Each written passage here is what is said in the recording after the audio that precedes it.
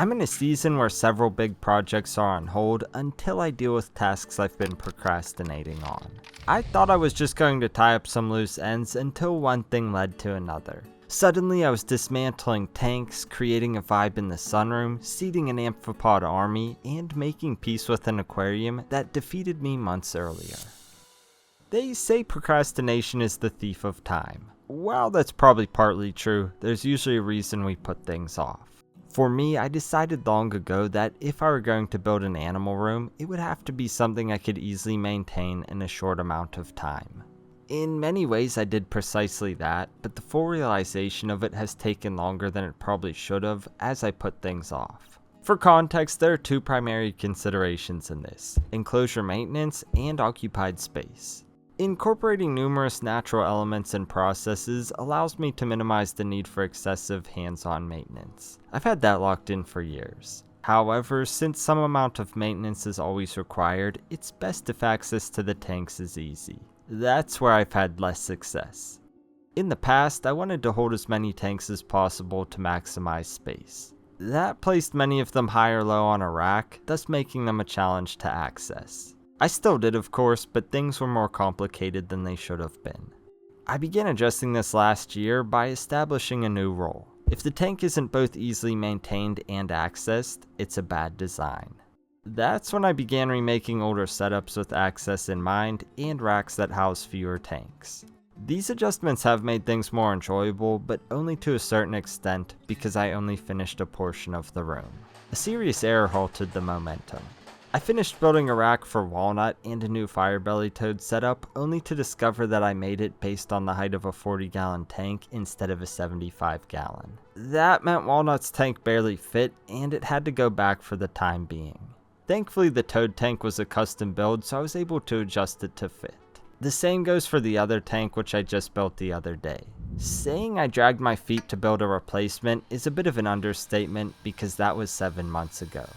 I won't go into too much depth since I've shared this before, but the process is pretty straightforward. I line the post boards to cut grooves or kerfs to create notches. These will hold the horizontal boards while also bearing the load of the tanks. While it's slightly more work up front, it's actually a lot easier to get a nicer look and uses less material. I then install the horizontal boards in one of two ways: through the outside for the back and from the inside for the front. A series of sideboards connect to these with pocket holes in the front and straight through the back. After filling in the sides, I routed out the inserts for plywood panels. Finally, I stained it all to match, applied a few coats of lacquer, installed the panels, and added leveling feet. These are a massive improvement to shims, and I don't think I'll ever go back. I'm more than ready to get Walnut's rack moved on over to here, but before I can do that, I gotta get this mosquito fish pond up into the sunroom. My plan for it from the very beginning was to put it in the sunroom. I don't really know why I didn't just build it up there to begin with though. Hindsight is 20/20. Regardless, I had to move some things aside for the time being to make room for it. I felt bad moving the fish because they were finally getting comfortable with my presence. I worked as quickly as I could. First the lemongrass had to go, then the salvinia, and the driftwood. I am glad that I decided to move this sooner rather than later because the fish haven't reproduced yet and the plants hadn't grown much. This made it pretty painless to round all of them up. Or so I thought. I didn't see any more fish and proceeded to drain the water, when suddenly a random one swam out from under the brick. I quickly netted him up and completed the task at hand. I had to enlist some help to get the thing moved onto the skate and into the sunroom.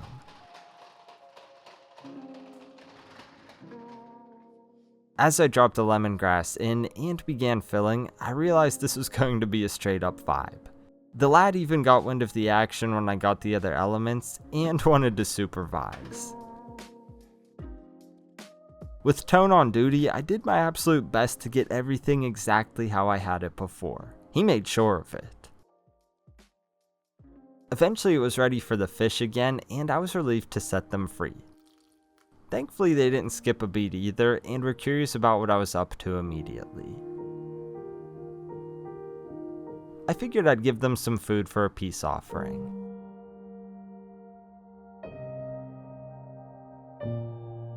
That's when the lad came around to check my work. He approved. Even at this point it looked like it belonged in the space, but remember what I said, one thing led to another. This gave me an excuse to address something else I've been procrastinating on, repotting some of the plants. This cane had been in need for years, and luckily, I had a big pot in the garage that would be a nice upgrade. It was getting too tall for its current home as well, so I thought it would do better and look nice near the pond. I don't do it with all of my plants, but adding a layer of gravel like this can help keep fungus gnats from taking up residence in the soil. I didn't want to mix those in, so after removing them, I was able to get the pot off to see what I was dealing with. It was extremely root bound, which is pretty much what I had expected. I think it's going to feel much better in this new pot, and I'm curious to see how it does. I figured it could benefit from a little trim while we were at it too. My ancient poinsettia needs some love as well, but I wouldn't do that until later. However, I did steal its stand to put the money tree behind the pond. I quickly made these stands a few years ago with some reclaimed trim boards and 2x4s. I designed them so that they could hold 2 IKEA shoe trays to retain water. Another plant that really needed a new home was the fiddle leaf fig. It was so root bound that I had to cut the pot to pieces. It should get much fuller in its new home beside the pond. What I didn't expect though was that the pineapple was probably the worst of all. After returning the Serpa family heirloom to its rightful place near the plants, I stepped back to view my work. I think that adding the pond really helped bring some new life to the room, and I believe the fish enjoy this area as well.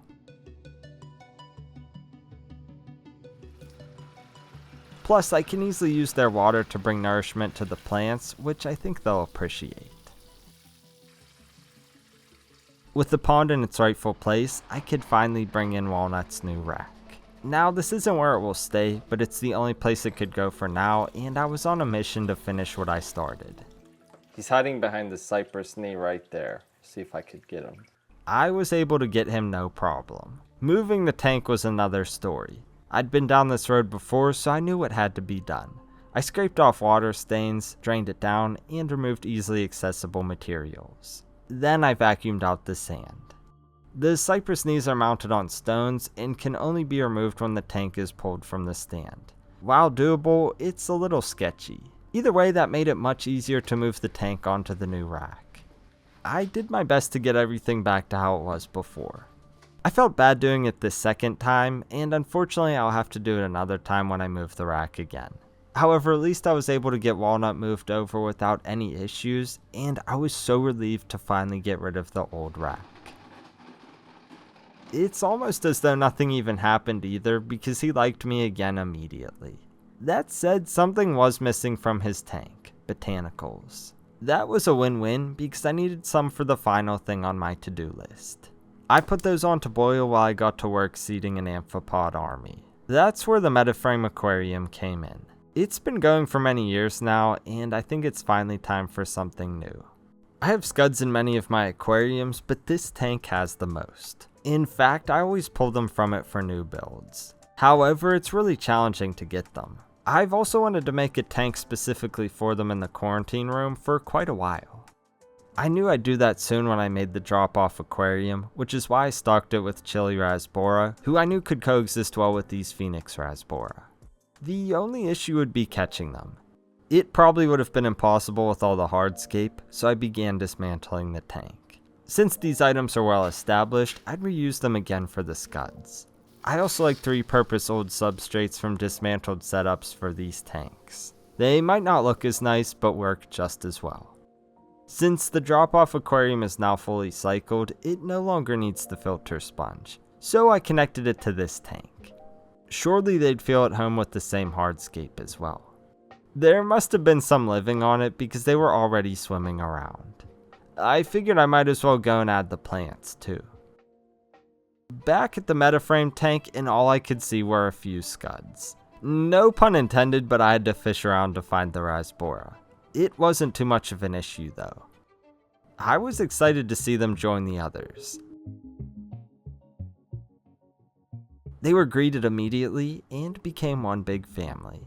There's just something about the simplicity of this setup that makes it one of my all-time favorites. Catching the scuds was more challenging. At first I managed to net up quite a few just by sweeping through the murky water. I knew this method wouldn't be viable to catch them all, so I tried something different. They're large enough not to slip through the mesh. I figured, why not just siphon them out? That worked pretty well, but there were still hundreds, if not thousands, left in the tank. I refilled it and ran the siphon again. Even after the second time there were still many more in the tank, so I don't think this would have worked either. Swarms of scuds were crawling all over the substrate.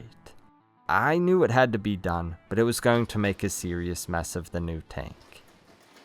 I began scooping out the substrate handful by handful, trying to transfer as many scuds as possible. The more I removed, the more I saw swimming around. If I were going to do this right, I had to commit and proceeded to pour all that murky water into this one. There had to be thousands in this tank now, and that didn't even include the ones from before. They were zooming everywhere, eager to reunite with their friends.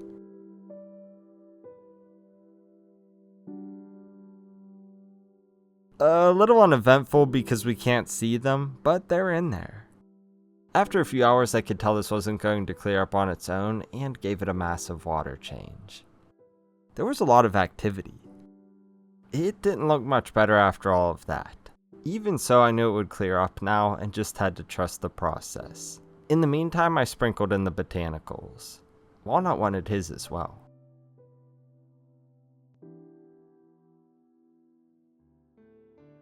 While I wish I had done all of these things sooner, at least they're done now. I feel like there's so much more of a reason to sit in the sunroom now and maybe even expand into some other things. I can also finally move forward with expanding and perfecting the animal room. Of course, that includes things in the display area where Walnut is and behind the scenes stuff where the scuds are. I hope this colony's production increases exponentially from here. They're really beneficial to have around, and it's often the small, seemingly insignificant elements that make everything else happen.